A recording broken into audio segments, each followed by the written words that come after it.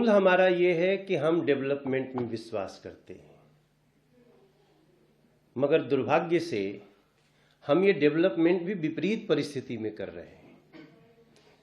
दिल्ली में एक ऐसी सरकार है जिसका आधार ही झूठ है और लूट है। उसके बाद भी पीछे भी आपने देखा, चाहे वो द्वारका एक्सप्रेस हो, NH-24 हो, प्रगति मैदान का टनल हो, मेट्रो की जाल हो, तो हमारा ये उद्देश्य है कि हम लोग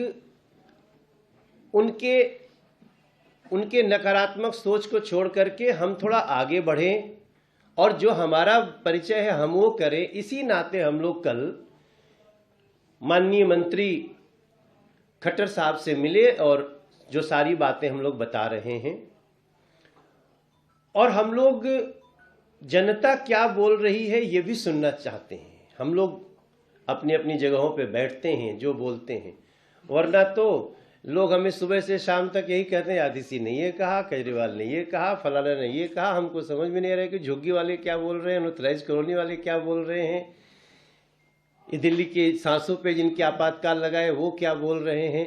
हम उनको सुन रहे हैं और उनकी बातों को लेकर के हमने परसों गडकरी साहब से और कल खट्टर साहब से, कल ही हम सब मिले। उसी में सारी बातें जो हमारे सांसदों ने, मंत्री जी ने कही वो आपके सामने है। हम एक बात और कल कहे जो इसमें हम जोड़ना चाहते हैं कि हमारे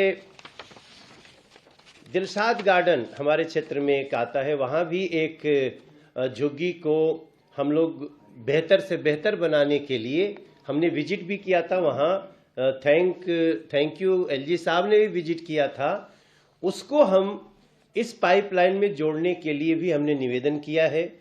AO ब्लॉक शालीमार बाग को भी, AU ब्लॉक पीतमपुरा को भी, जवाहरलाल नेहरू जैसे JJ क्लस्टर, गोविंदपुरी के नवजीवन कैंप के अलावे 7 और ऐसे ही प्रोजेक्ट हैं, वो भी इनमें शामिल हो जाए। कल हमने ये भी बात खट्टर साहब से करी।